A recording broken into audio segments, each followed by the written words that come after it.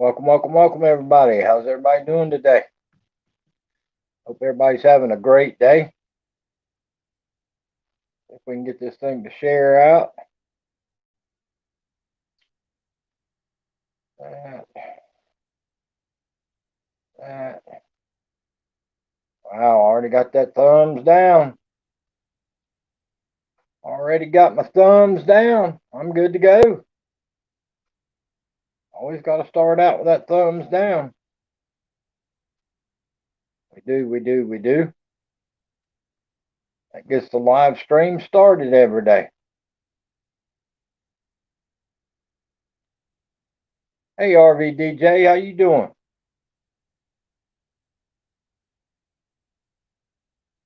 See if I can get this thing going. What you up to, RVDJ? Hope you had a great day today. Hope you're doing well. Hope you're doing well. Glad to hear you got your hot water heater done and all that good stuff. So you're good to go. Good to go.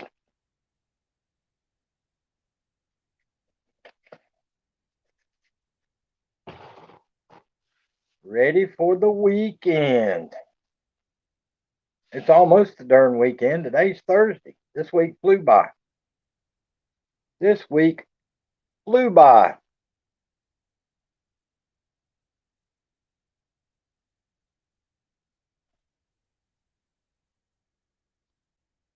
Oh my. Hey TJ, how you doing, buddy? How you doing today, TJ? Hope you're doing well. Hope you and the better half are having a great day. Hey, Amazing Maisie, how you doing today? Welcome to the live stream. Hope you're having a great day. Hopefully you don't get that snow and you just get a little bit of rain. A little bit of rain. And not all that snow. I hope Vermont Paint gets 4 foot of snow. That's what I hope. I hope he gets 4 foot of snow. He needs it. He didn't get enough snow this wintertime. He did not get enough snow this winter. I'm doing good. Snow, yucky. Oh, you broke the machine again at work. I got you. Ah, well, RVDJ, what's up with that? What's up with that? Breaking the machine at work, breaking the hot water heater, breaking the faucet. Oh my. Very destructive lately. I don't know what's up with all that breaking stuff. What's up, Queen? How you doing today? Hope you're having a great Thursday. OMG, I had Pizza Hut, black olive, beef, pepperoni, and Cinnabons. Just had lunch. Dang, KK. That sounds good. 43 outside. We're in the 70s. We are in the 70s today. It looks like we're going to be in the 70s for many days to come. Go big or go home. Well, I hear you keep breaking stuff. You're going to be at home permanent. You're going to be permanently at home. You keep breaking stuff. Appreciate the like and share, Arlene Bernita. Hey, Madonna, how in the world you doing, my friend? Glad to have you here. Appreciate you coming by. Appreciate you. Hope you're having a great day. It's almost Friday. It's almost the weekend. Almost the darn weekend. Again. Like I say, it seemed like this week flew by. This week flew by.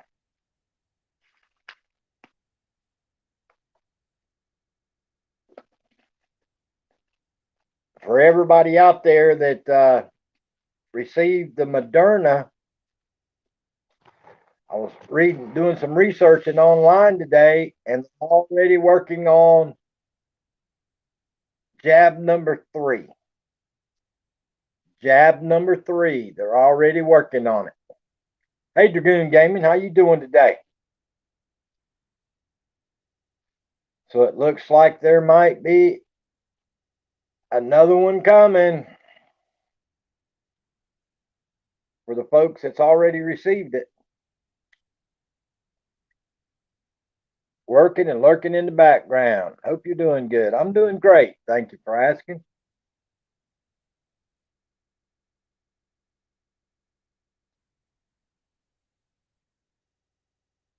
I went to the gas station and picked up some Mountain Dew Zero Sugar.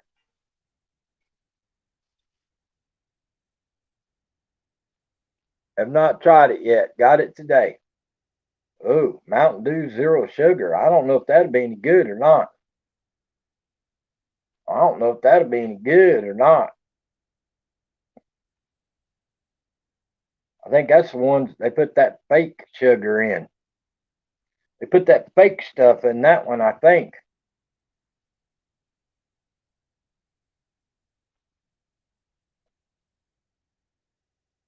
Here's the thing. What should I do for my 4K celebration when I get there? Premiere, mukbang, or giveaway? That is totally up to you, Dragoon Gaming. I've seen people do all the above. I have seen people do all the above, my friend.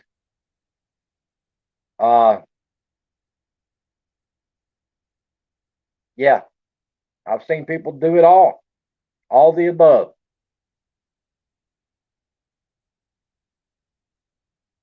I hear you, Queen.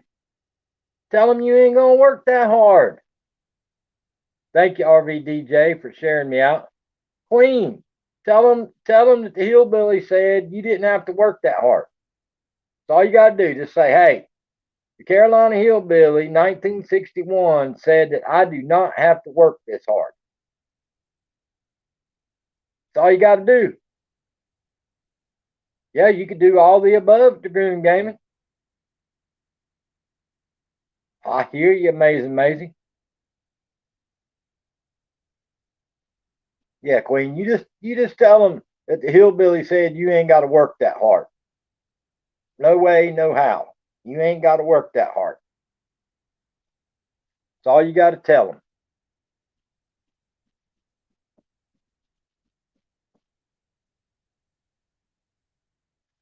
RVDJ, I would, except there's a small problem with breaking things.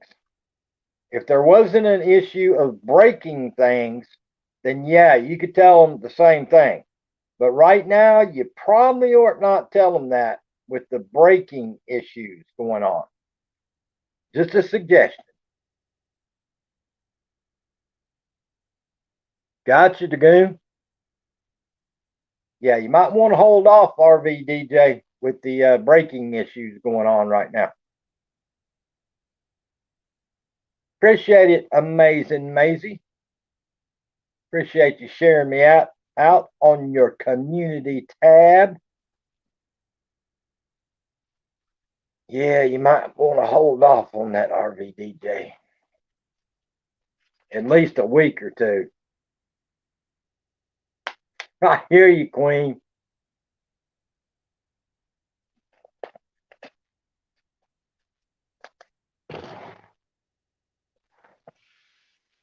I hear you, Queen. Uh-oh. Here we go. I'm getting ready to bring up a vegetarian, y'all. I've got a new vegetarian person I'm getting ready to bring up on the live stream. You had to go there. There he is. I come up to support my friend, and he had to start with that. The new vegetarian has arrived. I didn't have much choice at the moment. I hear you, dude. Can't process Nice protein. Nice sweatshirt. How you like that? I like that hoodie. That's not black. Which is pretty rare for me.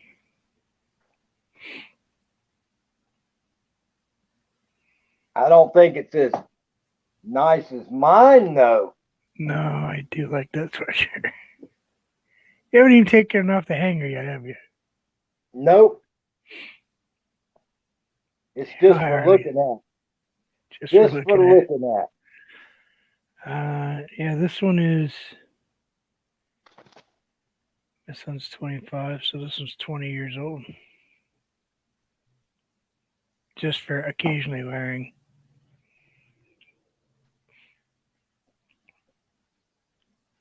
RVDJ's in trouble again. She broke the machine at work. Not at all surprised. I'm a Yeah, she broke the water heater, broke the faucet. Now she's broke the machine at work again. Starting to be a pattern there. Yeah, I think so. I think she's just trying to get out of work. Just saying. That's what I was thinking too, but I didn't say that. But that thought did cross my mind. She wants an early vacation week so she can head out for like a 4-day weekend. Yeah, she's got that campground bug going on, don't she? Yep. Campground flu. Yeah, I had that thumbs down before I even went live, KK. Hi, Maisie. Yeah, Maisie's eating catnip. Amazing, Maisie said. Catnip? Yep. Oh, Maisie's eating catnip. Oh, confused me for Yep. a minute. I was like, why is? Oh, never mind. I had to read it twice too. It's like, listen, I'm eating healthy, but I'm not eating catnip. RVDJ says, can it be a paid vacation? I don't think so. Not when you get a vacation for breaking things. No. So I got my PIN number today. Hey, put that thing under lock and key, dude. Confused the living daylights out of me how to type everything in.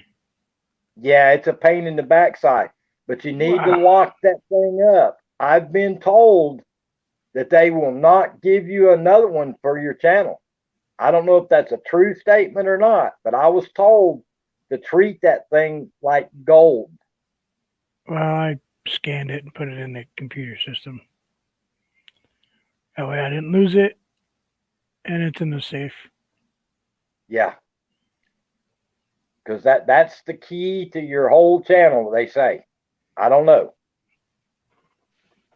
But that's what they were telling all of us last year when we all got monetized. That put that thing up and put it under lock and key. There we go. All right, shared out. All set. Mama not eating catnip, but the cat is. Sheesh. I'm eating.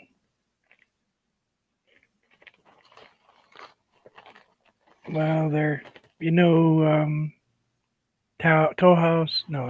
Townhouse crackers, the butter ones. Yep. Well, I'll show you. This is a Toll House cracker.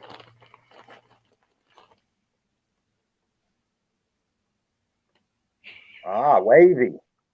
For those of us who can eat like a third the size of the cracker, I could crush these with my tongue.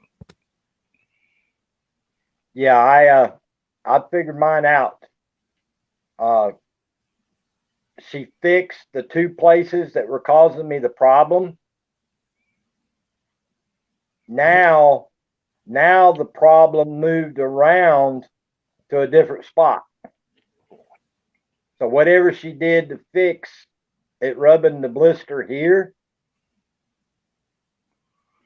I guess she didn't adjust the other side from where she took so much off of this.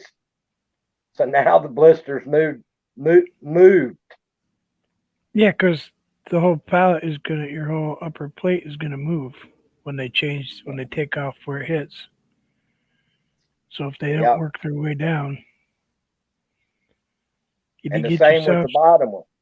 some 420. Well, that's what I'm gonna do. I go back on May the 1st, and she's gonna do the alignment to tighten them up. And whenever she gets done, I've been looking at them today, and I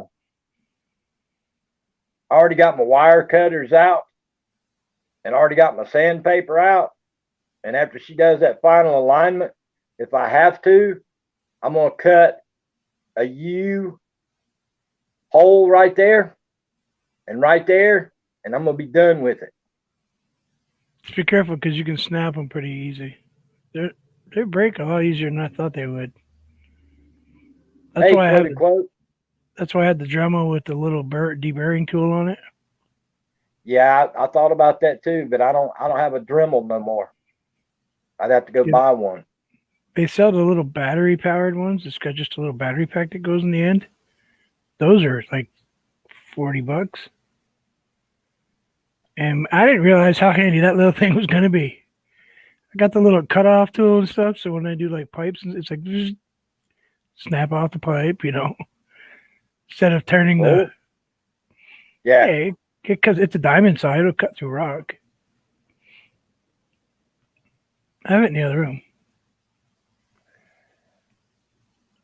But yeah, it's a bit of work.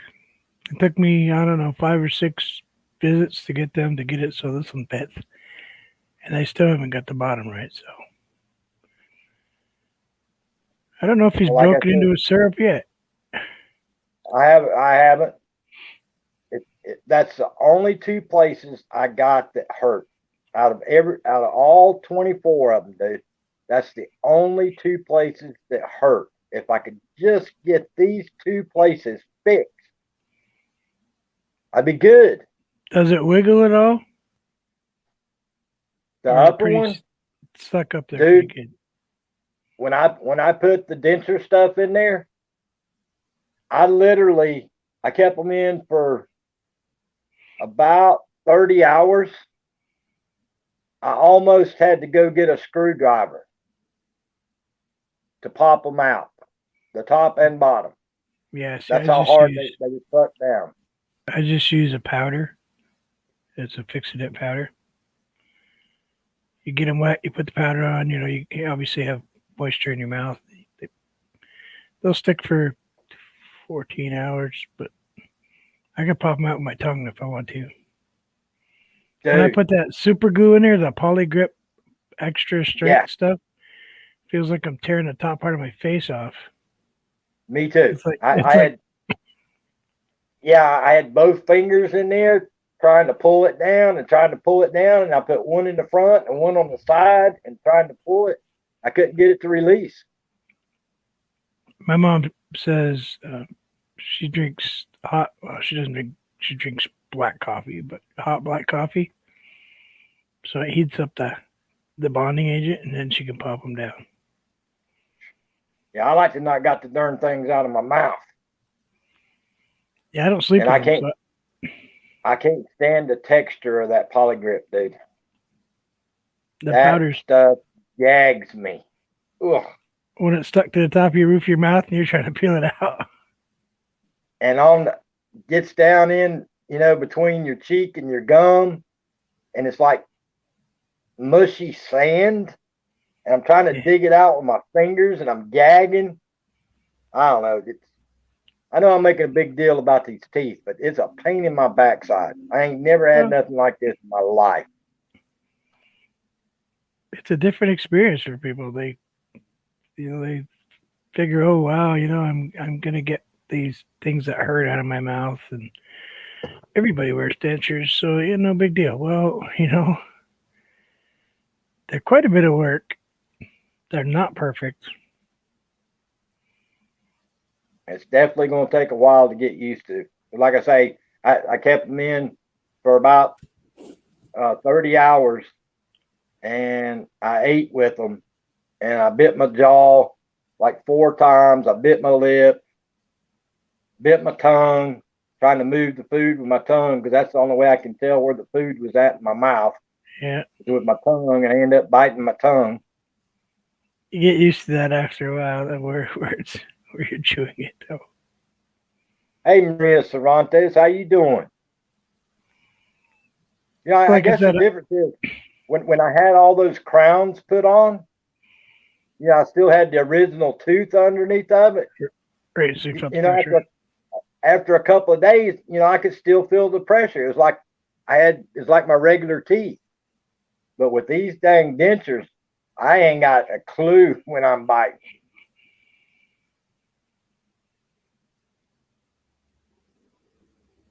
Yeah, Ain't I got a will. clue. Eventually, I want to get 8 lower bottom teeth in the front uh, posts. Implants, yeah. Yeah, but that's 8 grand. That's a lot of pennies saving. I got my driveway Dude, repaid before that, probably.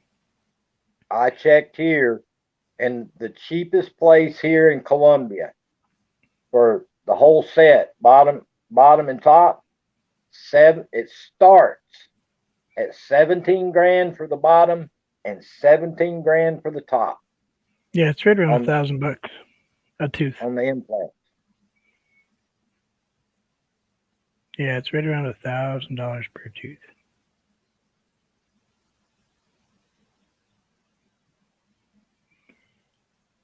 Wait, what?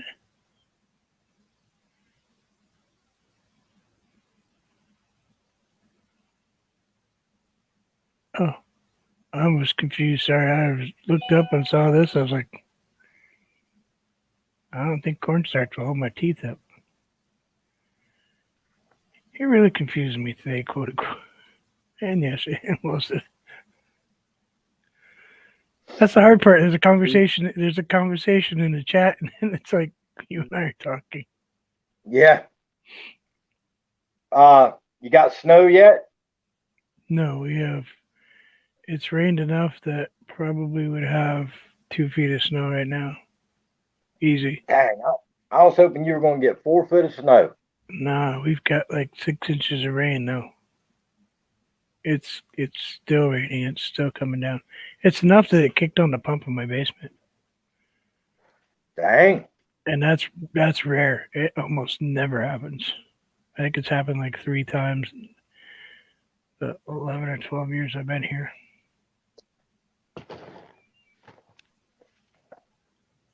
Because I live, up on a mountainish Right. side of a hill. There's a mountain. There is still a higher mountain than I am, but those houses, the two red camelback chairs I bought. You see Ted's a couple pictures of Ted sitting on a camelback stool, just looking out the Mm-hmm. window. I got those from a lady up there. Hell, her house is $4.5 million. She has Wow. an indoor swimming pool. So that makes yours about 3 million then. You're good to go. No, my house isn't. Thank you, Miss Terry Lee. But yeah, that's something. When I grew up as a kid, dude, uh, the house I grew up in was my grandmother's old house, and her country store sit right here with a big, giant gravel parking lot for the old country store, and then it came down a little hill with sidewalk down to the house, down over the bank. And every time it rained, dude, when I was a kid, our basement flooded. Yeah. I used to go down there and have to sweep water every single time our basement flooded.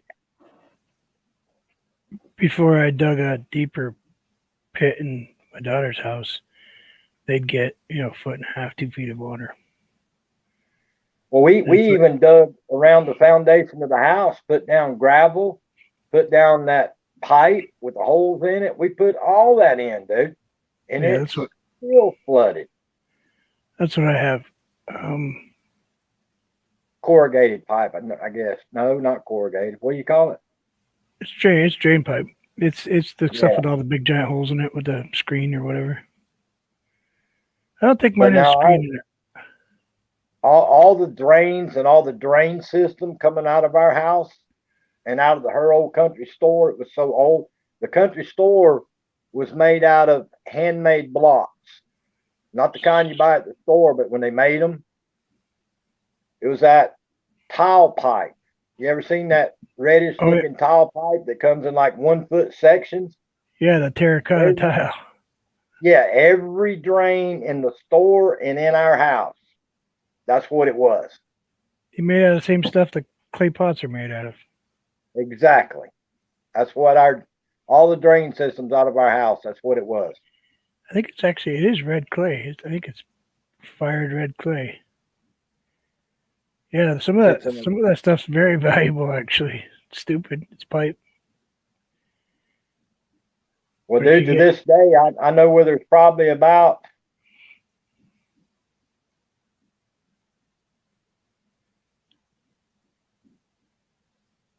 4,000 feet of it buried in the ground. Not as worth as much buried, but if you find there was a building that had a plumbing supply place was way back up in the mountains, and they found like 400 feet of this stuff brand new, never been laid in the ground. And this very rich dude bought it and wanted it because exposed. I mean, it's actually kind of pretty pipe. You know, Yeah. It looks like expensive plates. Well, he bought it and had it installed in his house so people could see it. You know, for show. I don't know if it ever had water run through it. Her old country store was 2 stories, and like I say, every block in it was handmade blocks. They made it right there on site. That place will probably be there till the cows come home. Yeah, that's most of those old homesteads you see with the only thing standing is the chimney in the corners.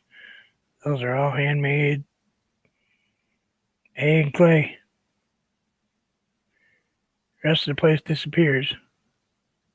Well, it was funny because her store, the way it was built, when you got up to the roof, the block were like 2 foot taller than the roof all the way around it.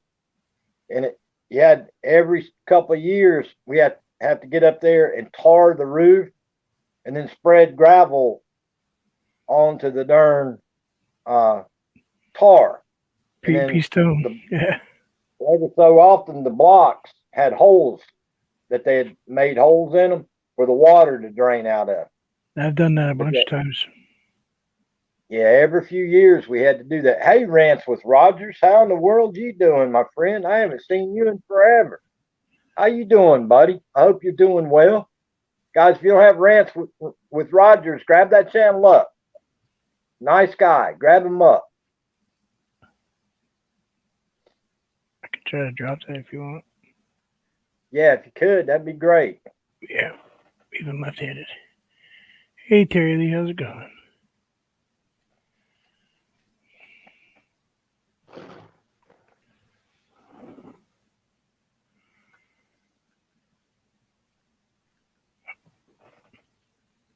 Yes, it was very hot.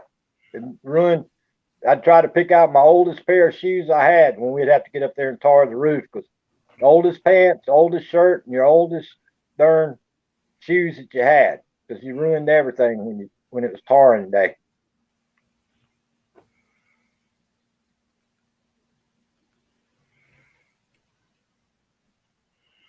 I'm surprised I got that before anyone else.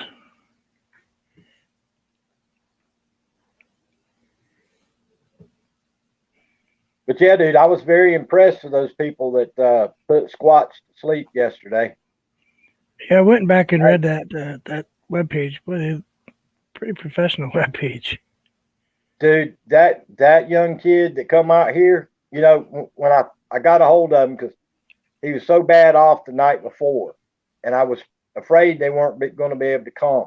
And the guy had an open appointment from 10:30 to 11:30, and you know, I was expecting some old guy to show up in like a panel truck and, you know, get out with his bag and come over there and where's the dog at, and just stick him and throw him in the back of the truck and leave. Yeah, no. But dude, this guy came, a dress shirt, collared shirt, long sleeves, dress pants, dress shoes, had a stethoscope, had his bag with him, come over, started petting Squatch, talked to him. He sat there with him for probably close to 15 minutes before he gave him the first shot to, try to put him to sleep, to make him go to sleep before they gave him the stuff. But dude, they had a gurney for him. They had a special blanket for him and wrapped him up in a blanket. Dude, I was very, very, very impressed with that outfit. It says in their bottom section of their webpage that they're selective about their veterinarians. They're trying to grow, but they're very selective in their selection process for veterinarians. So, yeah, you're going to succeed if you have, you make sure you have the right people in place all the time. Well, like I was telling you yesterday, this young guy, both his parents are vets too. He grew up in a veterinarian family, but dude, like I say, he was just as nice, soft spoken, just as nice as he could be. Yeah, that's how my vet is. The big animal vet, not so much, of course, when you're dealing with cows and horses and pigs, and it's like, yeah, those are farm animals. But my Ted's vet, he's that way. He's very, very careful, very good with my animals. He likes Ted to stop by. It's kind of funny. He sees Ted out and about because I give Ted a ride every once in a while. Well, see, I that's the first one I've ever had euthanized, and I thought they just come out, and gave him a shot, and that was it. But he gave him that shot of morphine to put him to sleep, and that didn't do it. So then, because Squatch kept raising his head after about 15 minutes after the first shot, so he gave him another one, and then finally, he kind of laid down and didn't go completely asleep, but he was completely calm. And then they broke out a tourniquet and put on his leg. And he pulled out a little trimmer, battery operated trimmer, trimmed the hair on his arm, and had a butterfly IV that they put in. And then he had this big old tube of stuff. And once he put that tube of stuff in him, it was like that quick. I mean, he said the stuff, not to be gross or nothing, but he said that whatever they give them, it kills the brain and the heart instantly, as fast as it gets there. That's why there's no pain. And he said that some of them might jerk a little bit or something like that. The only thing Squatch did is his tail raised just a little bit, and that was it. It was just as peaceful could be. Yeah, I've had to do Hey, Travel Dreamer. Bit too much with bigger animals, but still. A couple dogs, a few cats. Never enjoyed a single bit of it. Dude, I've buried five dogs out here. But like I was saying in my live stream yesterday, I didn't realize that dogs actually had lymph nodes. But the problem with him is on his back right hip, right next to his anus and his back hip, just all of a sudden, it's like a knot popped out. Yeah, that's what Ted has. And that's what cost me $3,000. Yeah, it popped out, and he said what it is that gland back there covers the lymph nodes. And what normally happens is when the cancer gets in that gland, it attaches to the lymph nodes, and the cancer goes in the lymph nodes, and then the tumor starts growing out. So apparently that's what it was. Yeah, that's what I spent so much money on Ted last year for.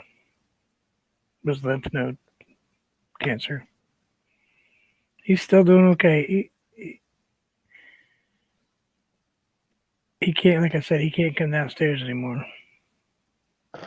Well, see, that's the way what happened to Squatch was he was still able to go to the bathroom even with that when that thing popped out. So I bought him softer, wet food, so he was still able to go to the bathroom, but both his back hips, he got to where he couldn't control his back legs. Yeah. Going down the steps or coming up the steps. You know, his legs would go out, he'd fall down. It was just a mess. Yeah, Theodore's starting to not eat every day. So he's 13 years old. And for the Anatolian Shepherd, that's a long time. That's what Squatch was. He was 12 or 13 because the rescue shelter we rescued him from, they didn't know how old he was when they said he was like 2, 3 years old. And we've had him 9 years, 9 or 10 years we had him. But yeah, I was very impressed with those folks. I would highly recommend them to anybody. If you're very attached to your pets, they are really super nice people. Except for Daisy. Not so attached to Daisy, but the rest of them, yeah. She's a pain. My wife's starting to get sick of her, so. Uh-oh. I might mute you for a minute if I sneeze. But I have her in my hand, so.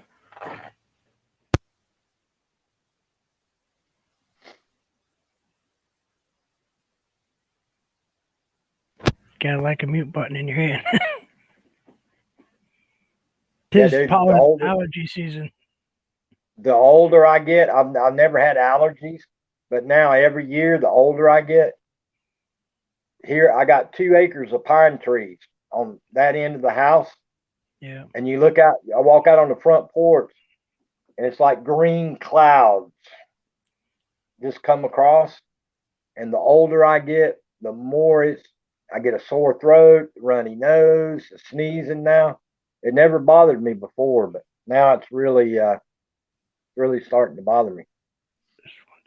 There's 5 on the property next door, and I have 3 big ones way out back that I paint, take pictures of. But most of mine are maple or apple. But it's just that time of year where it doesn't matter. Yeah, I don't know how my neighbor. I don't know how my neighbor's tree is standing. He got hit by lightning, and it's that big maple tree is still standing there, split. But it's a 300-year-old maple tree, and it's still upright. It's not giving up. The whole top's burnt to a crisp, but. Dang. I've got 5 pine trees out there, huge, tall pine trees that were planted in rows out here when I bought this place. And there's 5 right out from my pump, from my well, that have been hit. And they're dead. They're starting to fall now. You ever see that happen? When one of those pines get hit in the top? Not in person. I've seen it after it happened because it's like flash boom. And then after the storm's over with, I go out there and look, the whole top's blowed out. Yeah. My son and I were sitting on the edge of a field, and on the other side of the field was a whole line of telephone pole, big cedars. And we're sitting there, and the storm starts coming in. Of course, we're in a shelter, so we're pretty covered because we have a blind, you know. He picks up his scope, and whoom, and you just see the whole top just disintegrate. He's sitting there rubbing his eyes for about 20 minutes because he basically set off an arc like he was arc welding. Yeah. I said, how'd that feel? Been doing that for 25 years. Well, you know, a lot of people down here and say that water root can go 50, 60 feet in the ground. I never realized that. My wife showed me a video that was a traffic cam. People were climbed underneath the tree to protect themselves from the rain. Lightning hit the tree, and all you see these people just go. Poof. It's like, don't stand underneath the tree. Do you got those weeping willow trees up where you're at? Yeah. I don't have them Okay, around my house, but we had them up home. Boy, them things will grow to your sewer lines, your septic tank, wherever there's water. Them things will grow to it. yeah, my house and the one I had down south, lower part of Vermont, um, wind blew and that thing fell over and clipped the edge of my pool. Oh, And I figured it's dead. You know, I cut it all up in pieces. About 2 years later, I've got all these little sprouts coming out up from underneath my pool, growing out of the stump. It's like, holy cow, this thing won't hey, go Hart, away. well, dude, I got that with the wild plum trees here. I literally, I've cut them down so many times, dude. You would not imagine. When I say plum trees, I mean like thousands of them. I went and cut them all down. Got an electric drill, drilled 4 holes in the stumps. Bought stump rot, put stump rot in it, poured motor oil in them, everything that you can think of. And the next year, you look out there, there'll be new shoots this big coming out of the stump. Now, does that grow an edible fruit? It does for the birds, but not for humans. It Not for grows humans. plums, but as soon as they start turning red, the birds eat them. But they're not good for consumption because you don't spray them and take care of them and all that. Yeah, like the crabapple trees out back. I Right. mean, you can eat them. They're just really tart. I mean, yeah, crabapple pie is actually pretty good, but nice tart Too pie. sour. Yeah, too sour for me. Hey, Sizzles Diaries, how you doing today? Yeah, I got like 3 or 4 crabapple trees back here behind of me. No, I don't put But any ground rods in them. You gotta be careful around here what you put in trees because the arborists and the tree huggers get all happy to come out and start screaming at you. Because I want to cut down 2 of my trees, my big maple trees, because they're starting to, the whole tops are all, there's no bark on them, no branches growing anymore. And I don't want them to hit my house. But oh no, can't do that. Those are there longer right than the. out here my way, I got that problem with I don't know if you got wild cherry trees up there where you're at, but down the edge of the woods, I got all these wild cherries growing. You know, they're 25, 30 foot tall. And every one of them, once they get so tall, all the top branches start dying. Everything else is still green, but the top ones, every windstorm, I have to worry about it. A big old limb falling on the house.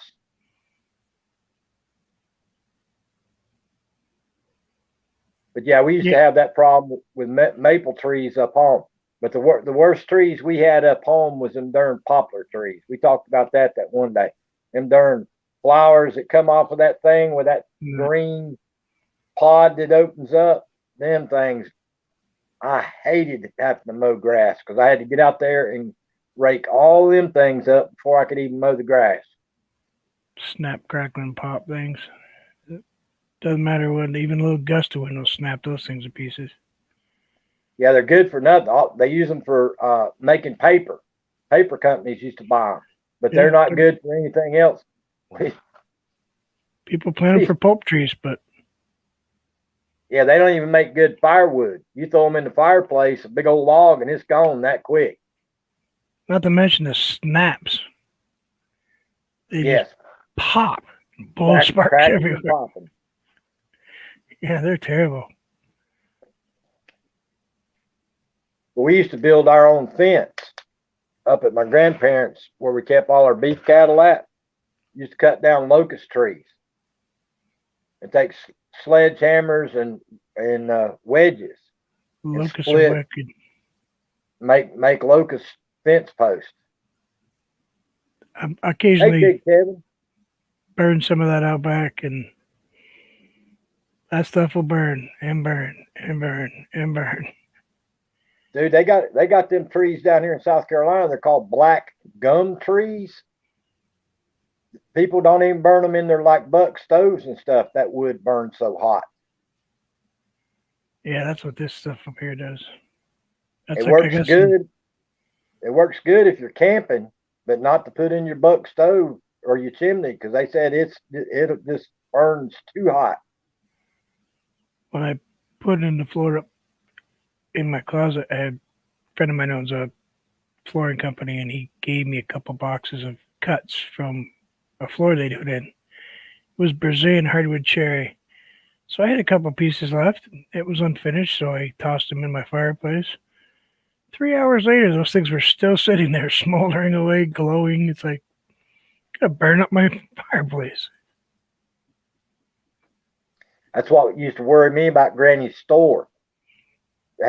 She had one of those old coal furnaces, and you had to open the lid and then get the old flat shovel and fill up the container so it'd feed down into the coal furnace. That thing used to scare me to death when I used to have to go down there and fill up the coal bin feeding that furnace. And now you can't touch one of those old country store potbelly stoves for under 40 grand. If it's a real one, you aren't going to touch one cheap.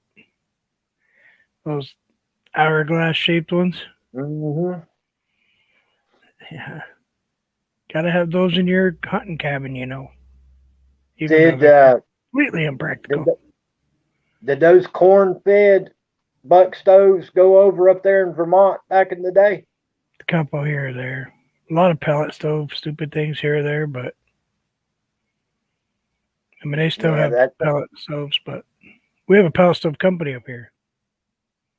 Yeah, a lot of people up there in Western North Carolina went to that. They got them corn pellets that burn in the buck stove. Yeah, they're the biggest pain in the neck to clean. My sister-in-law, she had to have one for her other house before she bought the one a couple years ago, and she put it in there, and this is great. Look, it just auto feeds, and yep. Except every 3 weeks you need to completely take the thing apart because it's packed full of crap. We had an old oil furnace at the house I grew up in, but it stayed broke more than it worked. So we basically heated with a fireplace all the way up until I was probably 11, 12 years old before we got a buck stove. I thought I'd died and went to heaven when we got that buck stove because that fireplace, all the heat went out the chimney. It didn't go into the darn house. Get out of the shower and run buck naked into the living room, stand in front of the fireplace, put the big old thick blankets up over the doorways to block off the rooms. And Lord, I don't miss those days. I have a steel line fireplace with a stainless chimney with the vents, with the blowers in them. Got the pipes that run through. Right. Those work pretty good. But I hardly ever use it. Only when the power goes out, which is, every winter, but, at least once. But I got the kind of furnace you can't stand. I have a natural gas one. Them things, dude, I can't stand gas. It's pretty safe. There's no pilot light. The first house I bought in 1986 had a gas fireplace or a gas furnace and a gas stove. And I don't like it. It worried me. Not a fan of the propane ones, but my natural gas, it's got the igniters, so there's no open flame all the time. And if it doesn't sense the heat, it shuts off the gas.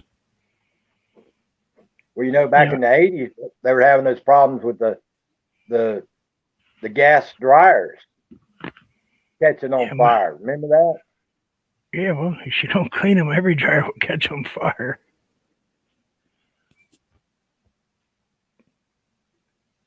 Travel Dreamer's 274 feet.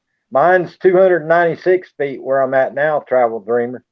But up home in the mountains where I'm from, I've seen people have to go about 2,000 feet to hit water up in the mountains. That's why most people would try to find a spring head and build them a spring house up home and then pipe the water from the spring house to their houses because nobody Yeah, can afford to drill water that far.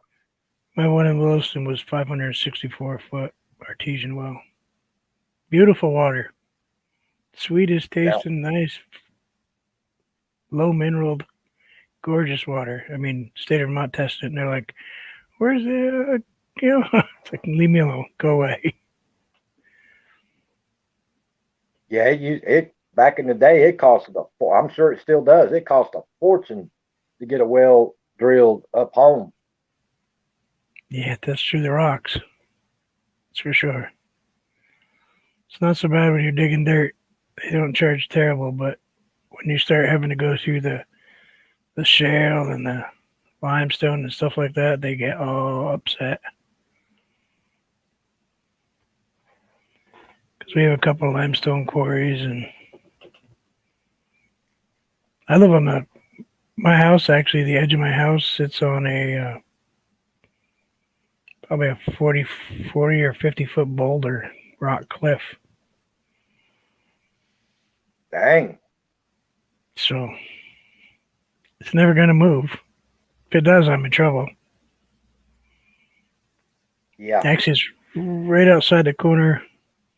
It's actually right there behind that wall.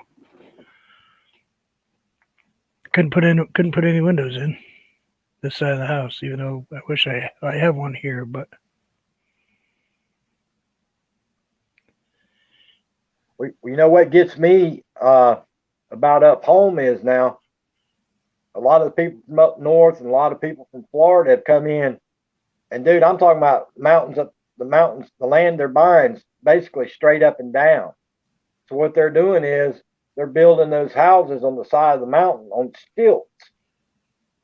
I see that. And Some I'm of like, those are crazy. they're hanging on the side of the mountain on poles. And they're spending all that money on that stuff. And I'm like, I'd be afraid to close my eyes at night, wondering if that thing, if a small earthquake was to hit, wake up and you'd be dead or in the bottom of the valley somewhere. Well, you've seen the ones, you've been out of California. You've seen those houses that sit out on the edge of the sheer drop offs. Mm-hmm. Was just the stilts sitting back into the rocks. It's like, no, I don't care if they're cantilevered or not. I'm not doing it. Yeah, that's some kind of people you say, here's your sign. Yeah, here's so much money that you have 0 brain cells left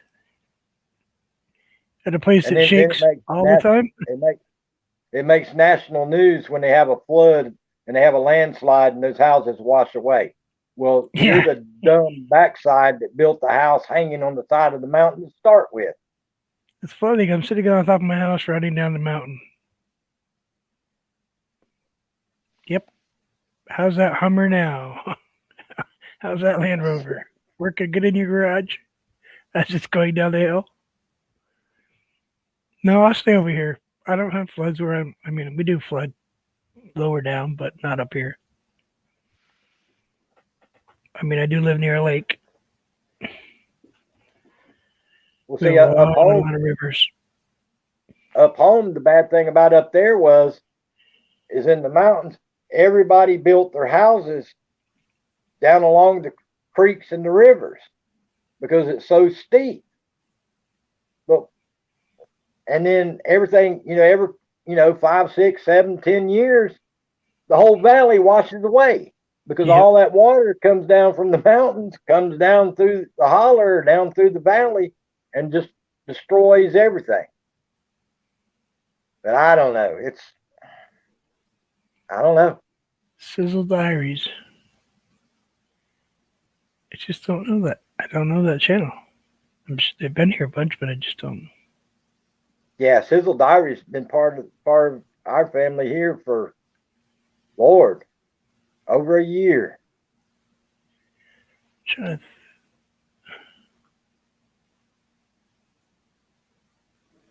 You know, it's funny what I've been seeing on here now. You know, every couple of weeks you'll see a few old family members from over a year ago.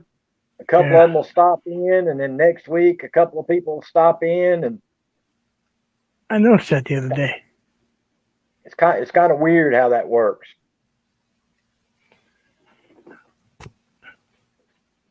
But yeah, with so much drama going on there, you know, I've had a whole bunch of family members have gone in different directions over, you know, that this group goes with this group, and this group goes with that group, and it's just kind of weird how that works.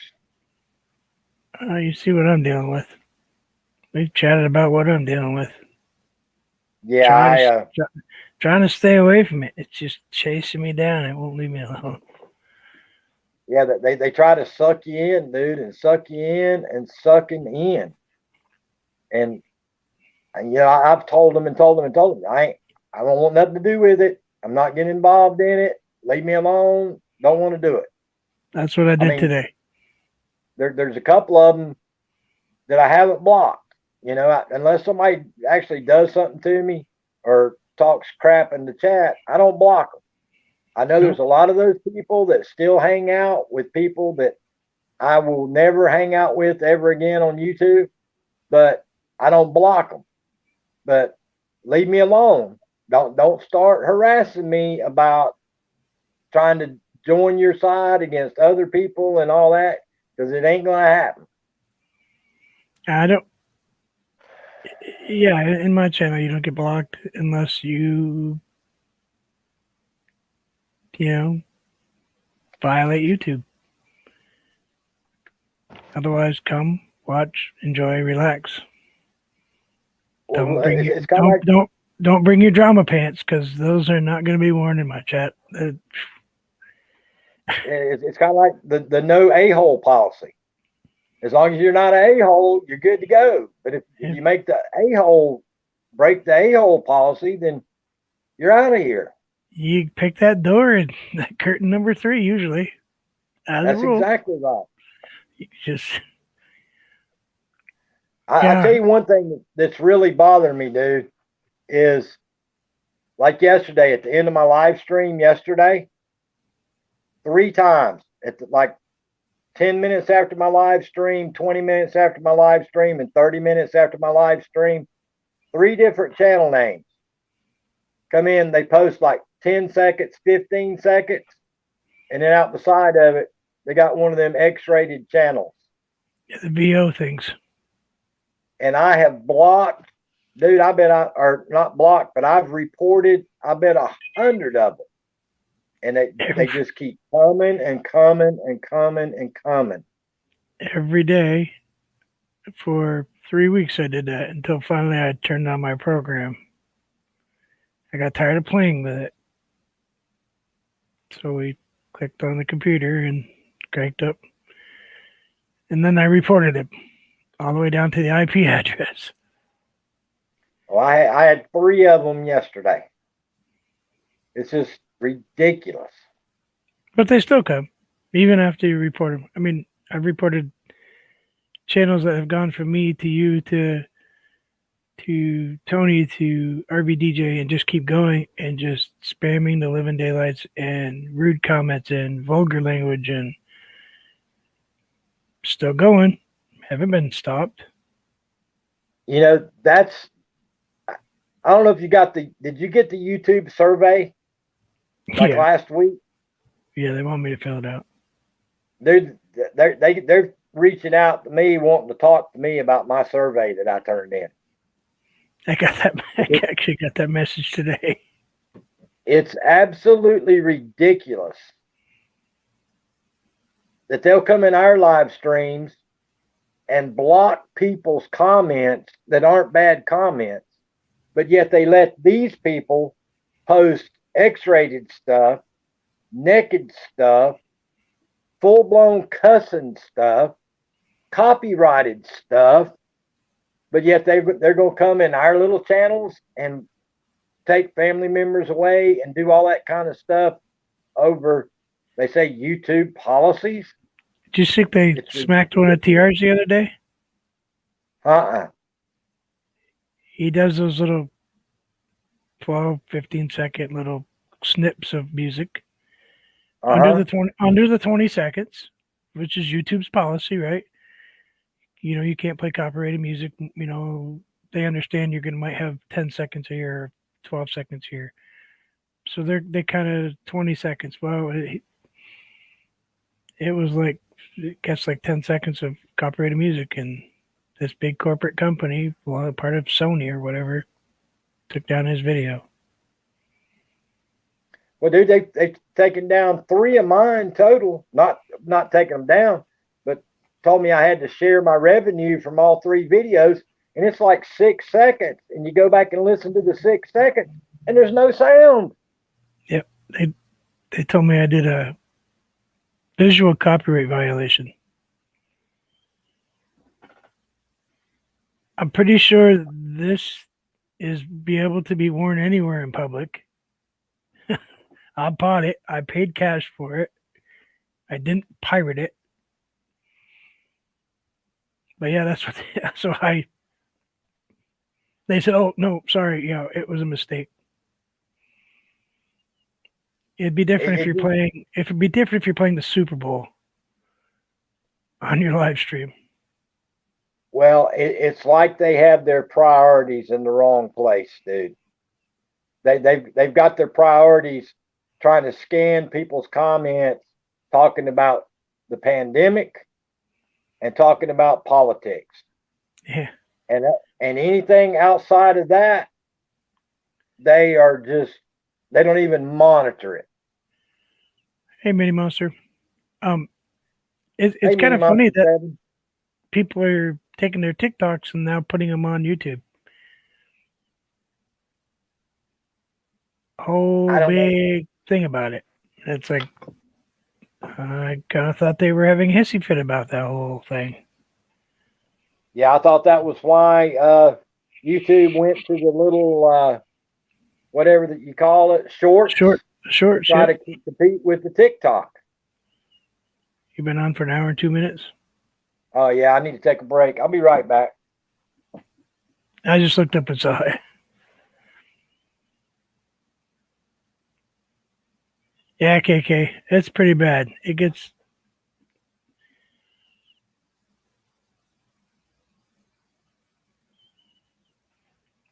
So hi everybody.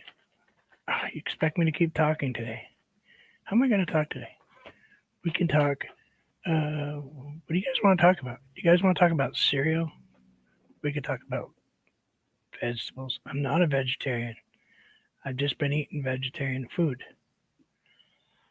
I like meat. It's just I'm having issues processing proteins. So I'm being very careful what I'm eating. Yes, last night I had broccoli and potato french fries. And they were not good. I'm sorry, but they were not good. Maybe the company's great and they have great food, but just not that.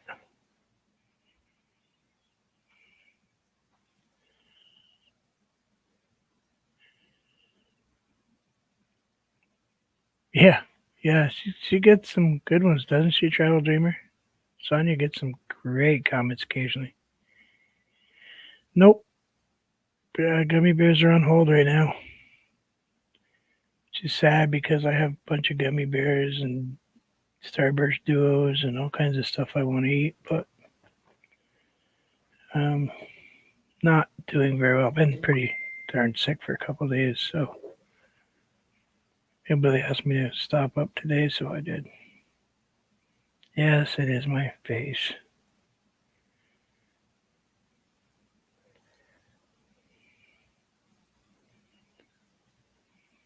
Sorry. Oh, Sonia, it dried. Now quick, I'll show it before he gets back. I should ask him. Oh, he said I could.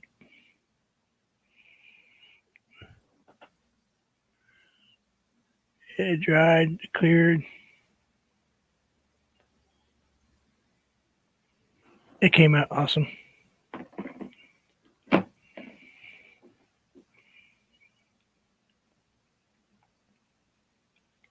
You're gonna try the Mountain Dew Zero. Be careful because it has aspartame in it, and aspartame is not good for you. It really isn't. Uh, just be very careful drinking a ton of it because it'll get your heart moving about 3 million miles an hour. Thank you, KK. Yeah, I don't know. The clear coat did its thing again and sucked the purple through the blue, which is cool. And look, I'm not wearing black. Oh, wait. Inside the hood.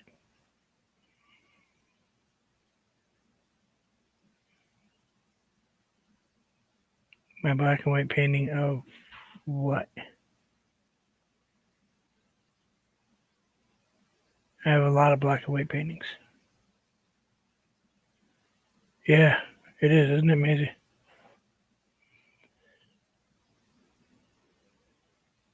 It's rough on the body. That's like my sodium intake is down to nothing. I'm drinking water. You can't believe how bad I want a Mountain Dew. Purple. He's wearing purple.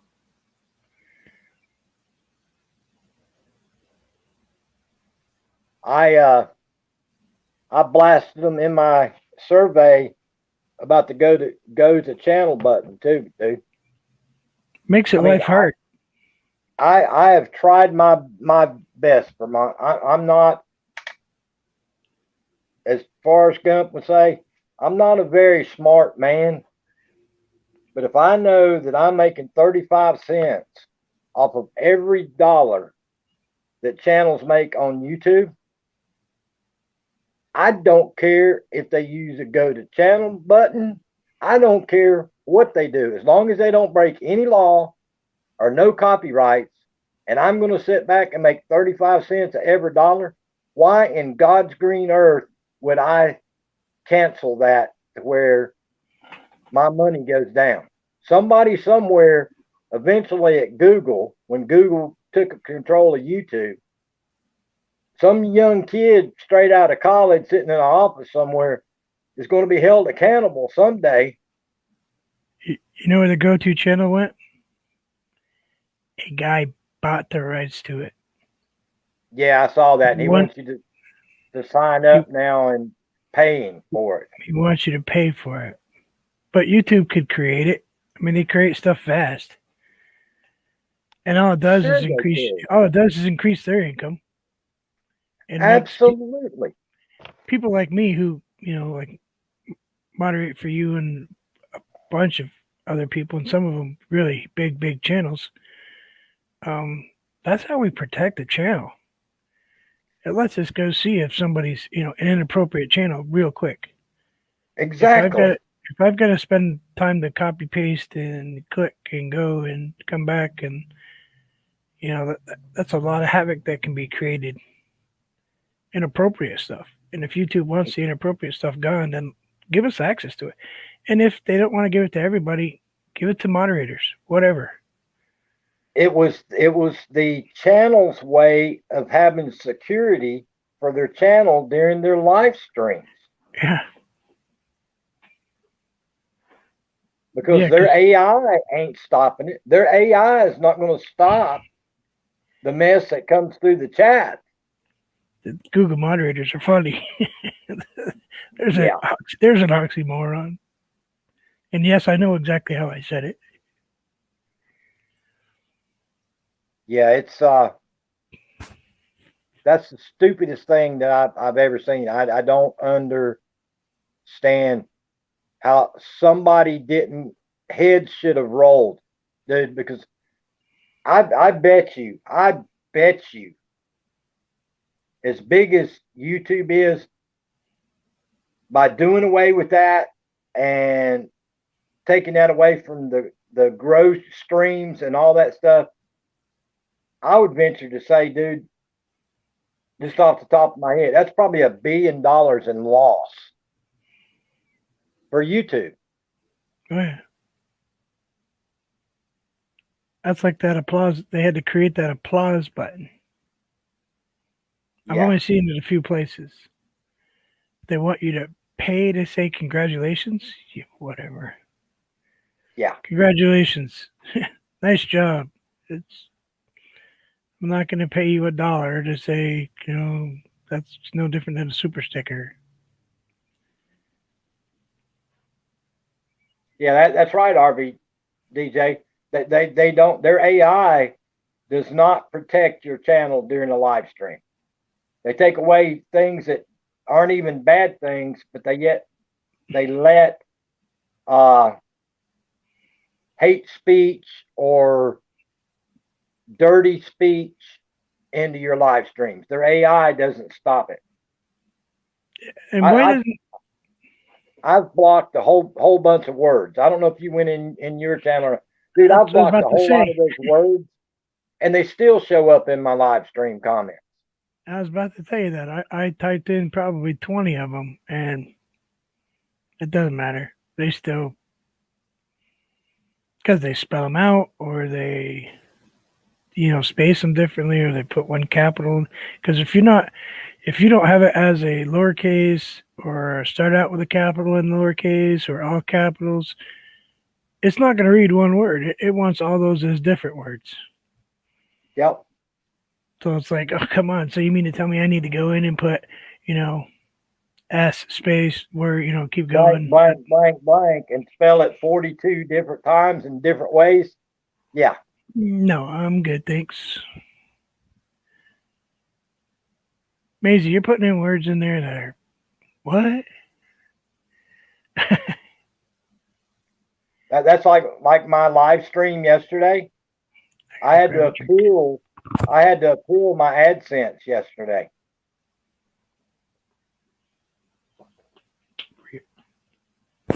For yesterday? Yeah, I had to appeal my live stream yesterday because they hit me with uh, unsuitable ad. So I had to get my live stream from yesterday reviewed. Because you talked about your dog? I used to have to do it every day, dude. Every day. Now it's gotten 1,000% better. I get one every now and then. But yesterday it got flagged by YouTube. So I have to appeal it. And then during the night, somebody manually reviews it. And then they turn the ads back on.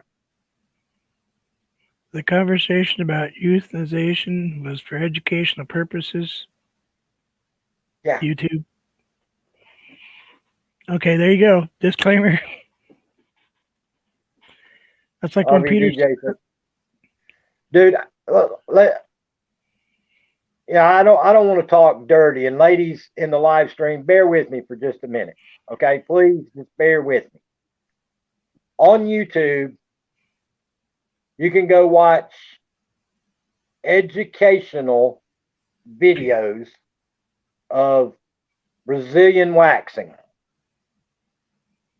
You can watch educational videos of body piercings. Every part. You can watch educational videos of women going for their yearly exams at their doctor. Okay? Giving birth, which is very natural, but still. Well, my buddy over in the Philippines got a community guideline strike because his Filipino wife was wearing t-shirts with no bra on. So now every time he videos his wife in their house or playing with their little boy, he tells her during the video, watch out, watch out. And then he has to go back and put the little smear circle over his wife in his videos. And he's got over 30-something thousand subscribers. He's making YouTube a killing. He makes a killing. He lives off YouTube. He gets so much super chats. Yeah, But that's how stupid the rules and regulations are on the platform. And Blood X used to talk about it. Pusa Studios used to talk about it and say, "Don't complain about it. It's their platform. They can do whatever they want to do." They're absolutely correct. They can do whatever they want to do, but they need to be fair or put some kind of something that makes it make sense. Noni? Hey, Lori's Crochet Corner. Hey, Noni May. How you doing? I didn't even see Noni come. Oh, this is not. Her new name confuses me sometimes. Yeah, I always look for Noni May. It's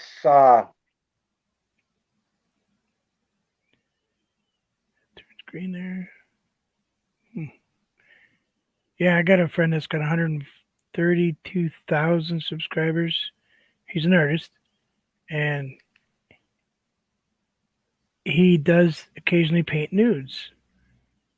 Well, he did one not inappropriate painting, no lower half, just the upper bust.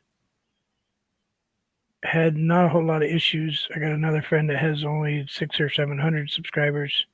Same picture, same bust. Was painting a picture of the one that he did, and they took his video because he's not making him enough money. That's exactly right. It's all about that right there. I'll probably get in trouble for that, but no, we're not being. We're not behaving. She asked us if we're going to behave. The thing of it is, though, Vermont, back to what you just said, it doesn't matter if you've got one person that's joined your channel or you've got 10 million people that join your channel. You're still considered a content creator, and the same rules should apply whether you have one family member or 10 million family members. Do you see how they list us, though? If you were under 100K, you were considered a micro channel, a non-entity in YouTube, pretty much. That's what they had it listed as. I can understand that, but somebody ought to go back and look at just the go to channel button. When they did that and shut down the growth streams, somebody should go back and look at how much money those micro channels made YouTube. Because a lot of grow channels didn't necessarily grow themselves; they grew everybody else. Exactly. And every single dollar, they took 37 cents of it. Every dollar. I saw that in my first numbers today. I was like, I'm looking at my math, I'm looking at their math, and I'm going, wow. Big chunk of money. Did you know, have you heard about the people overseas, Vermont? What's going on? Well, I know. What country is it? The Philippines or no? There's another one where they're not even allowing them to get any monetization. The Philippines has to register now to pay U.S. taxes. Yeah. Wait, we can't do that. We legally, U.S. citizens pay U.S. taxes. Thank you, Money May. Hey, Miss Ivy. Yeah, they sent them an email, dude.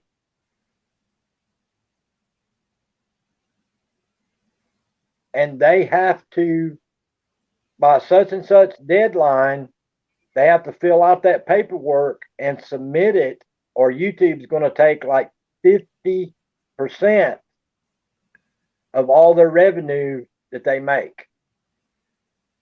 Disclaimer, I'm just throwing out 50%. I don't remember if that's exactly what it is or not, but they had to reply by a certain date.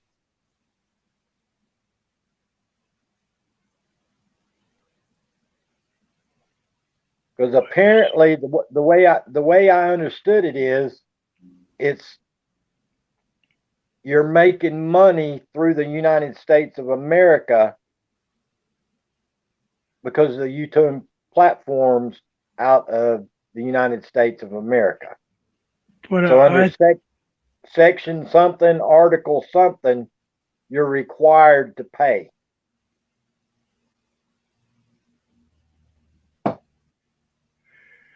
But that's how can that be? Because China ships over products, Japan ships over products. Do they pay taxes? I mean, they pay a tariff.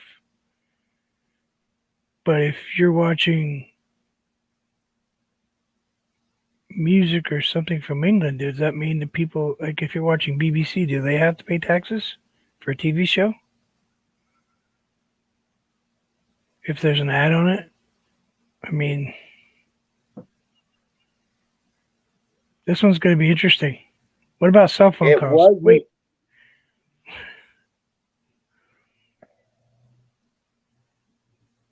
So if I'm on Facebook and say I FaceTime, just for instance, Arlene, does that mean she has to pay taxes because I FaceTimed her from America for use of American cell phone service? Because, I mean, come on, what's the difference? You know, there's not a whole lot of difference there. I think what it came down to was when they came out with the paid membership, too many channels over there are making thousands and thousands per month off of memberships. Oh, yeah. I visit a few of them. Yeah. They've got like 1,000, 2,000 paid memberships.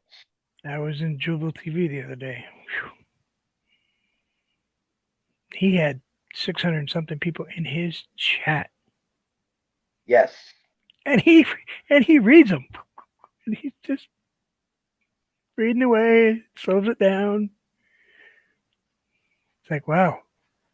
I got 30 people out of his live stream the other day. All 30 of them's gone, plus they took 4 more that I already had away. Yeah, I've got 24, and I think I maintained 4.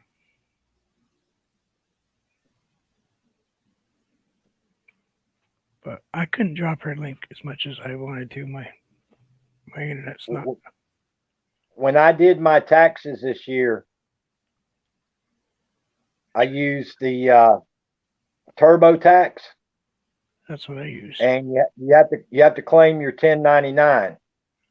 One of the questions that TurboTax asked me was by being a content creator, was any of your revenue generated from overseas videos? How would you know? Yeah, that was one of the questions that TurboTax asked me on my taxes this year. Because see, last year we didn't get a 1099. It started August of last year. I think I got it. I'm sorry. I was still trying to do my thing.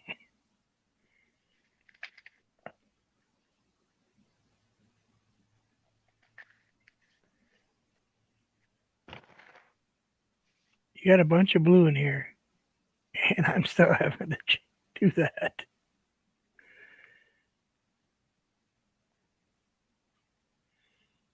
But yeah, that buddy, I call him my buddy. I met him over there 2 years ago, and I'd been watching his channel for a couple of years, and I've been with him since the very beginning of his channel. It's called Overstay Road. Overstay Road. What was And the other one? he, dude, I've seen him get $3, $4, $5, $6,000 in super chats.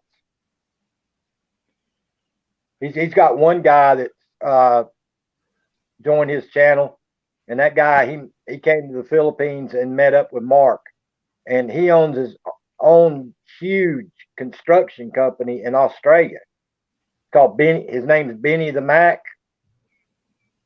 He'll give him $1,000, $1,500, $2,000 on a live stream.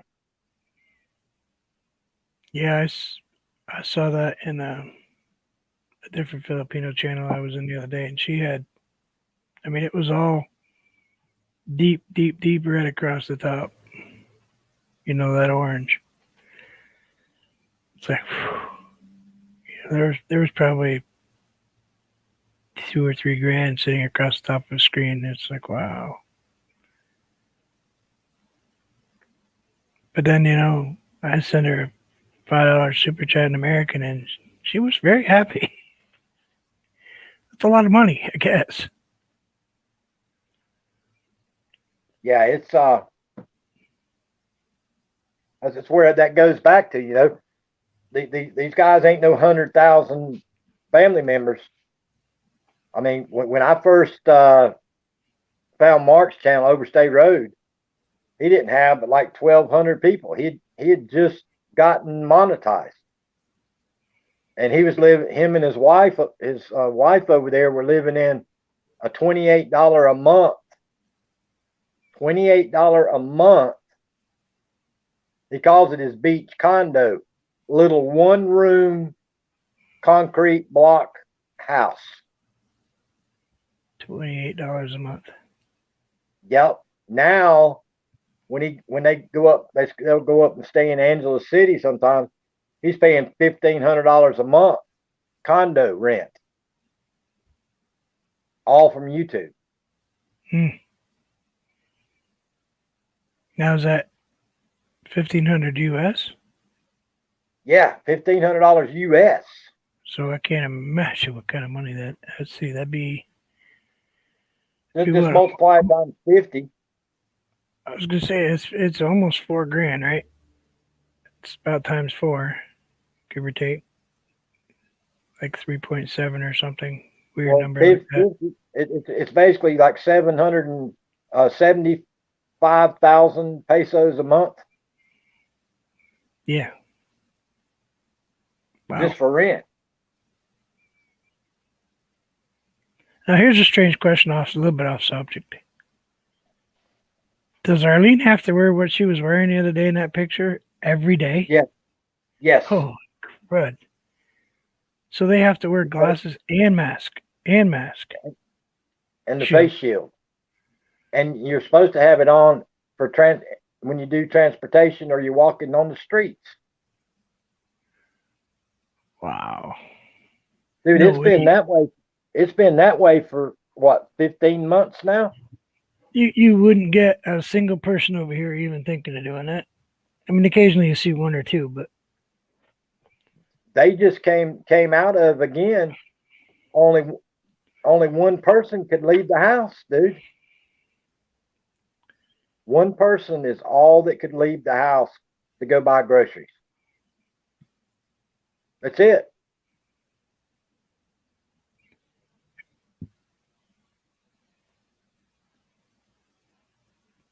I got you, Neil. But yeah, could you imagine the riot in the United States? Over there, dude. Anybody under 18 or anybody above 60 cannot leave the house. Don't leave.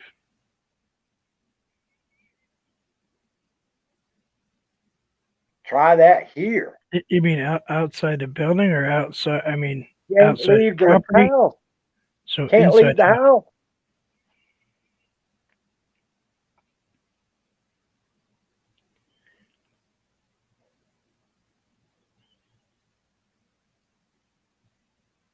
Trying to read the chat at the same time.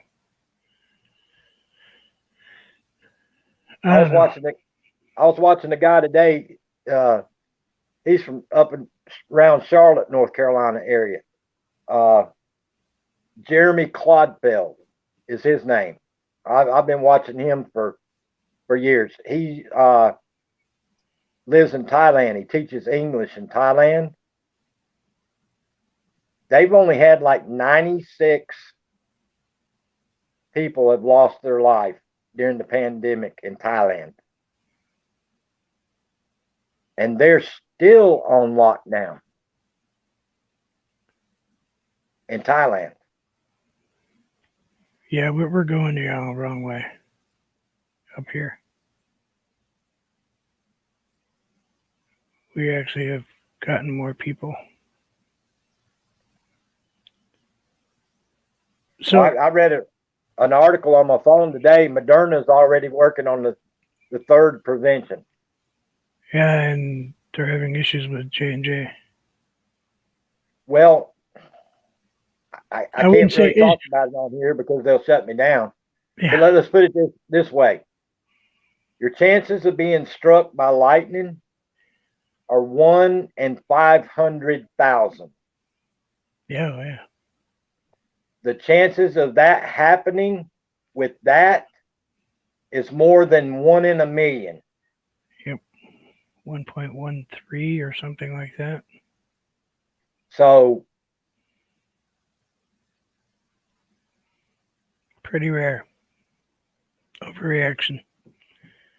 Of course, supposedly they kind of forget about the five, whole polio shot issues. 5 out of every million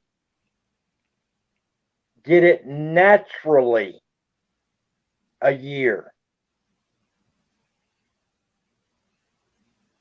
Okay. I don't know.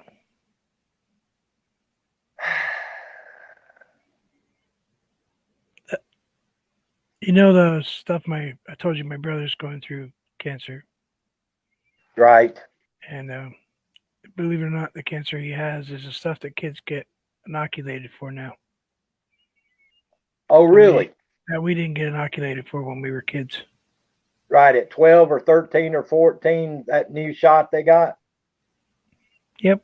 So if we had gotten that when we were kids, he wouldn't have this mess right now. Wow. And he's not well. Yeah, my youngest daughter got it. It was available. It came out while she was in that age group. Both my kids have. So she actually got it. Yeah, it's crazy. Makes me think maybe we should go get it now, but I mean, I don't. At this point, why bother? But according to you, I'm 3,055 years old. That's just as far back as the genealogist has tracked you so far. I could tell you how long my family's been in America, but I don't think I'm 3,055 years old. Yeah, I was over on Allie Mac's live stream earlier this afternoon. That guy's a character. I can't. I try my best to sit and watch his live streams, but I can't understand half of what he says. I cannot understand him.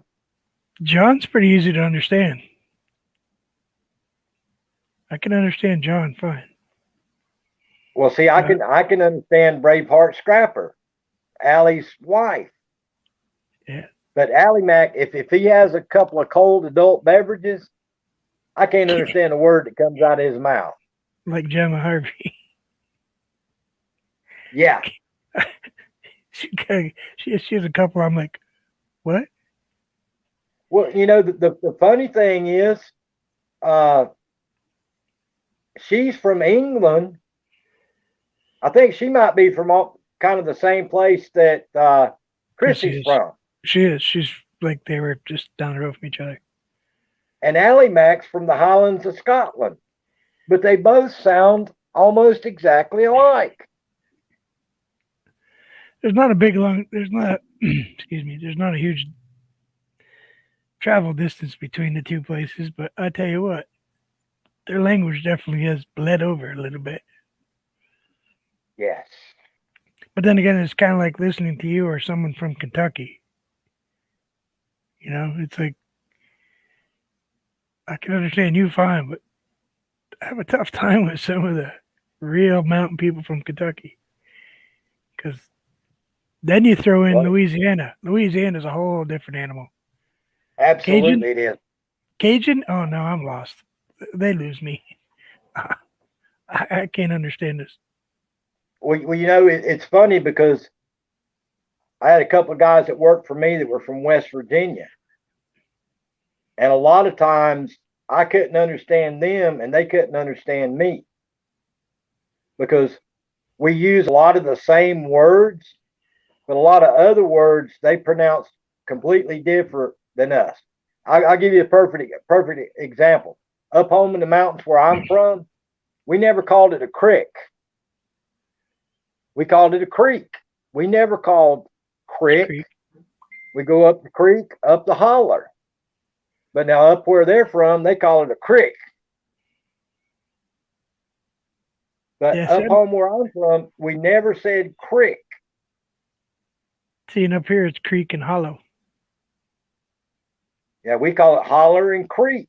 I'm going to the creek. I'm not going to the creek. A creek's what you get in your neck. Yeah. But a lot of the words, I don't know, dude. It's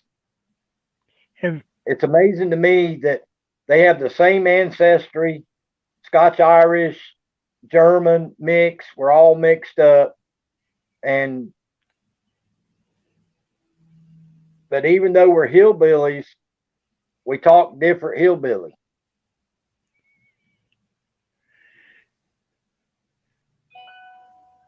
Yeah, there's a channel I hang out with once in a great while. I can't remember the name off the top of my head, but he's from Jamaica, and he moved to West Virginia when he was a kid, like 12. So he has Jamaican accent with the hillbilly accent. A hillbilly twang behind it. It's like, what? That's like that comedian there. He looks like he's from Korea or China or something, but he's from Texas. He's got this southern drawl, Texas. And you look at him, he gets up on stage, and it's like, huh? He says, yeah, he does it on purpose. He'll go into a Chinese restaurant and sit there, and they'll be talking away at him, and he goes, y'all, what are y'all saying? And it's like, how's that for don't judge the book? Well, it's funny because when I first left the mountains and I went into the service, in boot camp, they nicknamed me Redneck. People couldn't understand me, dude. When I first went into the service, I've been gone. I've been back a couple of times, but I've been gone from the mountains up home since 1980. Yeah, but so I've been gone for 41 years. Well, when I got on the submarine, they all called me hillbilly because of the way I talk. There's a big difference between a hillbilly and a redneck, just to clarify that. Sure. But I've been gone. I'm a redneck. Gone from that dialect for 41 years. But yet I've still got the accent that I've got now. But you can, if you took my accent right now and went back 41 years ago, before I traveled the world and traveled the whole United States and everything, dude, I'd be like Ally Mac. You wouldn't be able to understand a word I said. I did pretty good. I worked for a couple of people from Virginia for a long time. Especially when I used to have cold adult beverages. Well, that's I couldn't even understand myself. Too. Yeah, we get that way, though. People tell me I talk with a Canadian accent. It's like, oh, no. Only when you get to saying A. But the people up in Minnesota say it a whole lot more than the people up north. The people from Minnesota, they might as well just transfer Minnesota to Canada. Give it Because back to they them. all sound more Canadian to me than they do American. Yeah, Sonny's got a boondocking with Boomer. He stops by. He's from Canada. And we sit there and keep track. 1A, 2A. We just put the number in the chat, you know. I think he got up to like 55 in one stream one night.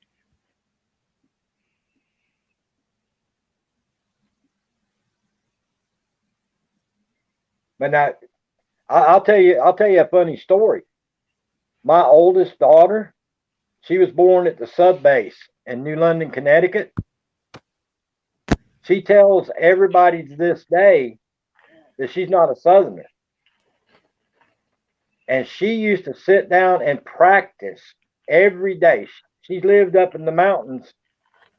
She lived in South Carolina with me all the way up till she was 17, and then she went back to the mountains to live with her mom.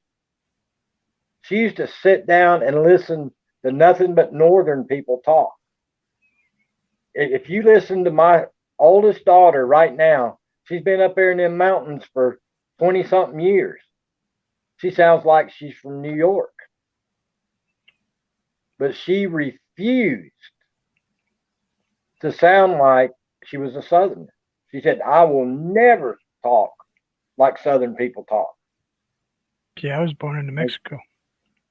And she tells everybody that she's a Northerner because she was born in Connecticut. She was born in Connecticut, and then we went straight to the Philippines and Japan for 3 years. Does that make her Filipino? Exactly. That's what I told her. I said, well, then I guess you should really be Japanese or Filipino then, because you were just born in Connecticut, but the first 4 years of your life, you were in Japan and the Philippines. I was created in New England. I might have been born in New Mexico, but I was conceived and created up here. Yeah, Mama was talking to somebody the other day, and everybody was scared to death that I was going to be born on a creek bank, because my real dad, or my supposed real dad and mom, he trout fished all the time. I mean, he delivered moonshine for my grandfather, and then during the day he trout fished. That's all he did was trout fish, trout fish, trout fish. And she was actually sitting at the house waiting on him to pick her up because they were going trout fishing when her water broke when I was born. Or I'd have been born on the Dern Creek bank.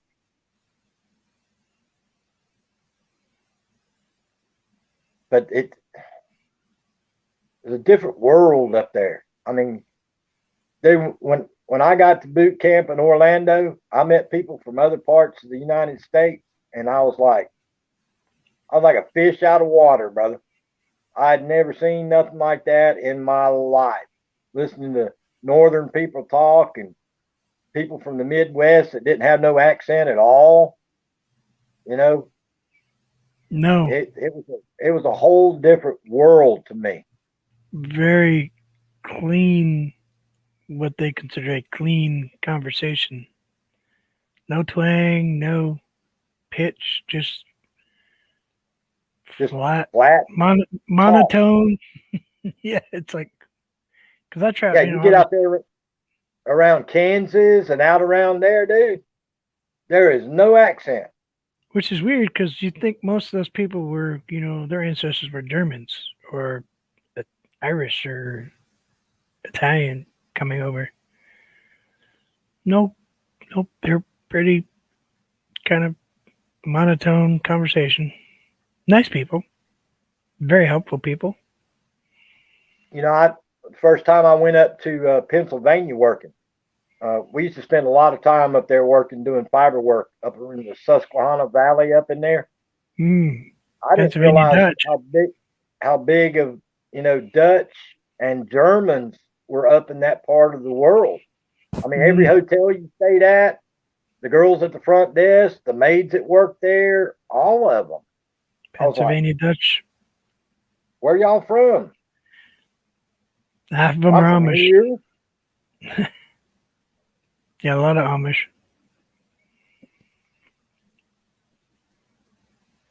Yeah, there's a But few spots in Pennsylvania I couldn't understand. I dropped off a load in Harrisburg, Pennsylvania once, and I was just like, the dispatcher's talking to him, going, "Dude, I don't understand you, man. I'm sorry. You're gonna have to give me a piece of paper because I have no clue what you're saying." He you know sounded that was literally like he was out of like Oslo, Germany. Oslo, whatever, Germany. my. Could have been Norway. I've spent probably 3 or 4 years of my life, maybe longer than that, working in California. And dude, I could probably count on my fingers and toes how many people I met out there that were originally from California. Everybody moved there. And I I never could understand that. Why there was so many people that migrated there and everybody that was from there left. Sorry for eating. I can tell my No, salt's no, getting a no. little bit. You're good. You're good, dude. When my But start getting a little numb right here, it means I gotta add a little salt.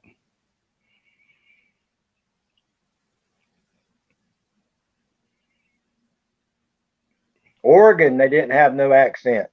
When I worked up on around Eugene, Oregon, and all up and down the coast of Oregon, Florence, down to Coos Bay, they didn't have no accents out there. Them old lumberjacks that come down and nobody, they just plain no accent at all out there. My sister lived in Athea, Oregon. That's where she was when she passed away. She lived in Seattle for the longest time. Seattle drove me crazy. Seattle kind of reminded me of San Francisco, just kind of lots and lots of hills. Well, I did enjoy riding the cable car thingies, but well, see, I'd never been to Oregon before, and we left out of we left Greenville, South Carolina. We had to go down to uh, Dothan, Alabama, and drop off our old bucket truck and pick up a new bucket truck. And we left out of Dothan, Alabama, driving to Florence, Oregon. So we took off the driving and driving and driving, and then we cut across. And when we come out of Idaho into Oregon, it was like desert. And the whole time you're climbing and you're gradually climbing and you're climbing and you don't realize it. Then all of a sudden you got up there around, what is it called, Sisters or Three Sisters up there. We're in like June or July, and we get up there and the road's closed because of snow. yeah, it's So we had to 10,000. reroute around to go through a different pass. And you leave the desert, you go to the snow, you start down the mountain, and it's like rainforest. And we get into Eugene, and we come out of the mountains of Eugene, and you come across the other side, and the coast of Florence is those huge mounds of sand that look like hills as far as you could see. It's like going to 3 different countries, driving across the state of Oregon. It was weird. I pulled a load out of Maine heading to had to go out to Tacoma, Washington, and the trip across it was snow, nothing, green, brown, snow, green, brown, snow. It's like you see about 20 different seasons before you get to the other side of the country. It's weird, dude. That's like when we went through Denver.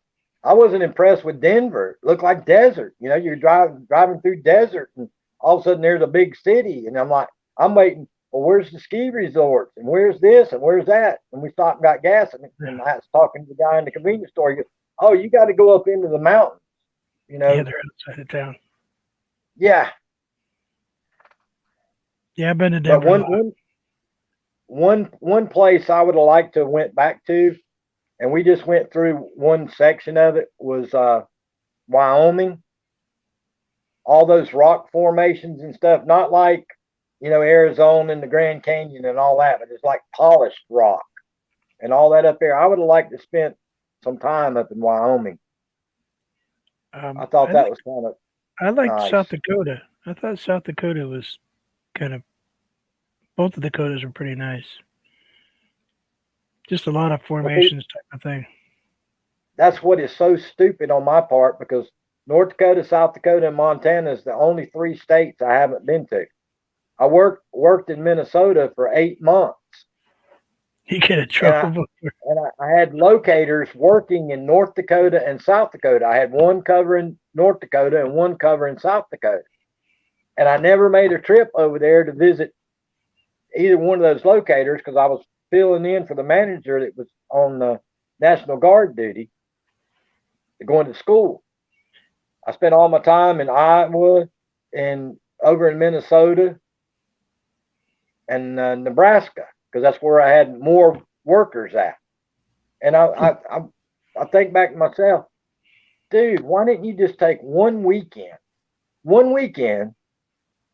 head out of Minneapolis, go where North Dakota, South Dakota come together, drive through both states, and go over to Montana, spend the night, and turn around and drive back, just a weekend.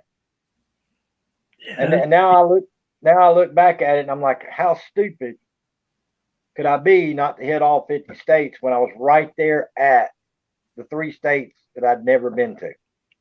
I stayed at a truck stop and I was 5.5 miles from Mount Rushmore, and I could have dropped my trailer and drove up there, and then gone back, hooked up my trailer, and that happened almost every state. There was some historic thing I could have stopped. Like I've never seen the Alamo. I Driven drove by right there, by it. I drove right by it and never stopped. didn't stop. Had locators working all over there and never took the time to stop and smell the roses.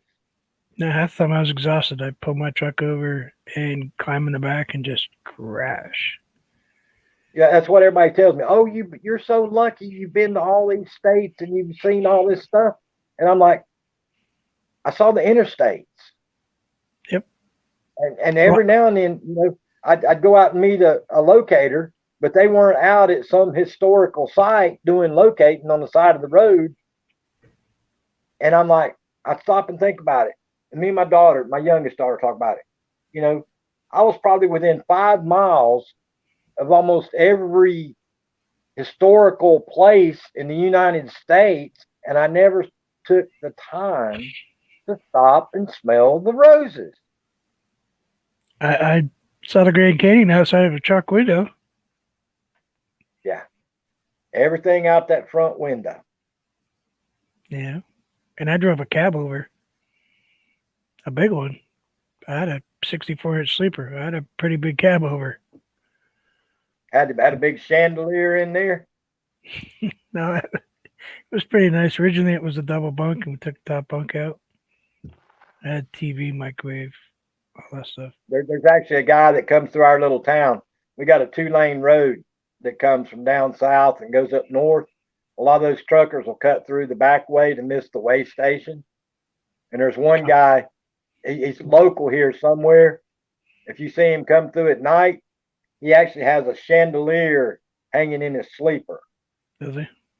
of his tractor. Yeah, there's a guy up the road that hauls furniture, so he's got the live-in house. His truck is huge. I mean, he has I think it's 10 feet sleeper. It's Has a almost couch. like a mini motorhome in that thing. Yeah, it basically is a motorhome. You could definitely use it for an RV. It's the size of most RVs, small class C's. Hey, Hey, Anthony, what's going on? Sunshine Cooper, what you doing, young lady? Hadn't seen you forever. Hey, Grayscale Painting, how you doing? But yeah, he just hauls furniture, so he doesn't have a very big trailer. Big, lower drop deck trailer. So he could put a car in the bottom and then put the plates on and then put the furniture on the top. First time I ever saw that, blew my mind. That slide out comes out, drive the car on, slide out goes in, plate comes down, and then they load all the house on top of it. And his boys are good too. Sid. Hey, Sid, what's up, buddy? How you doing, Sid? Saltwater Office. How you doing, buddy? Hey, I'm Sid, at work just saying hi. Be safe, Sid. Be safe, buddy. Hey, Sunshine, how are you today? Oh, almost 2 hours. Yeah, I am sitting here running my mouth. Got 12 people hanging out. I looked at my watch hours today for the last 12 months, down 68%. Well, you were sick for a long time, so you didn't do very long live streams. Well, that's the difference between the grow streams too, brother. That's the difference. And I could do a 5-hour grow stream and get 300 watch hours out of it. Yeah, I know that I need to do more Tuesday nights because, I average 60 views per video per live, give or take, unless I do a evening chat and then I get 200 plus.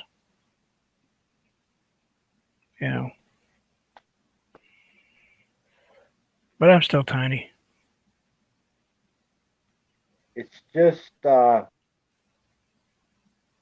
just go live every day. So many people got so disappointed that last year, let's just say around June, July, August, September of last year, everybody thought that they were going to get on YouTube and make thousands of dollars a month, and YouTube was going to be their ticket. And they all found out it didn't work that way. And a ton of those people ended up leaving YouTube. Yeah, I went to TikTok. A ton. Or just quit altogether. I don't do it for that. It disappointed a lot of. That's what I used to tell them, Vermont. I used to tell the people, and especially over in the folks from over in Africa. I had tons of friends over there, and I'd go to their live streams and stuff during the day. That's all they would talk about. How can I make money? How can I make money? How can I make money? And I used to chat in the chat and tell them, if you're in YouTube for the money, you're in the wrong place. Well, and they'd be talking to their lives and say, well, I'm going to be, when I get monetized, I'll get the AdSense and this and that. I said, yeah, you're going to make 2 pennies. 12 cents on one. Yeah, 12 cents on. I got you, Sid. Hang in there, buddy. Hang in there, Sid. Everything will be fine, brother. Everything will be fine. But yeah, all those people, they saw dollar signs, even here in America, everywhere. Okay, Sid, appreciate you. Even in America, everybody thought that was going to be the ticket. And some people got the ticket. Some of those Filipino channels we were talking about a while ago, some of them made it. But, probably one out of every 100,000 might have made it to where they could survive off of YouTube money. But the rest of the people they got disappointed. They got their hearts broke, got their feelings hurt, and that was the end. I do it to share the art and to keep myself from going crazy. That's what I do it for.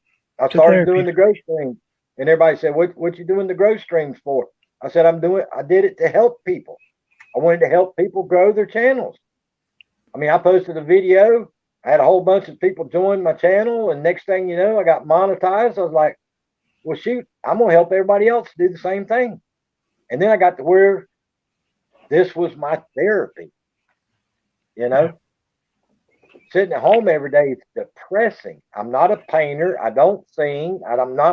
don't play musical instruments. I don't drink no more. I mean, COVID hit, on lockup. You got to have some kind of break somewhere in there. Yeah, so that was YouTube for me. 2 or 3 hours a day, I'd put my mind to this. And then I found you and a few other people, and I go and hang out with them. And sometimes I spend 12 hours a day on YouTube, and sometimes I spend one. That's, to me, though, Vermont, was what YouTube was all about. Meeting people, socializing. Yeah. Not making money, not drama, not hate. It was about meeting people, getting to know people from around the world, and socializing. That's what it was supposed to be about. And if it would have stayed to those two things, it would be 1,000% better off. The drama drives me nuts. Really does. Goofing around's one thing, but going into that whole drama garbage, it's like just I paint. Like I said today, I paint. That's all I do. I'm not a drama channel. I'm not a grow channel. I paint. I paint so people can enjoy art, and maybe somebody will pick up a paintbrush. A few people have, follow along, tell me that they're painting for the first time in a long time, and discovered that, yeah, they kind of missed it, and that great, and that my channel is a success then. That's the way I look at it. Anthony Grayscale Painting, he taught me how to paint.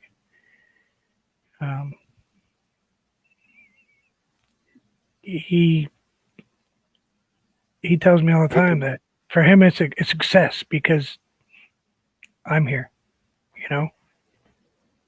That's what it was about, was helping people and getting to talk to people. I mean, it's like people come in the live streams.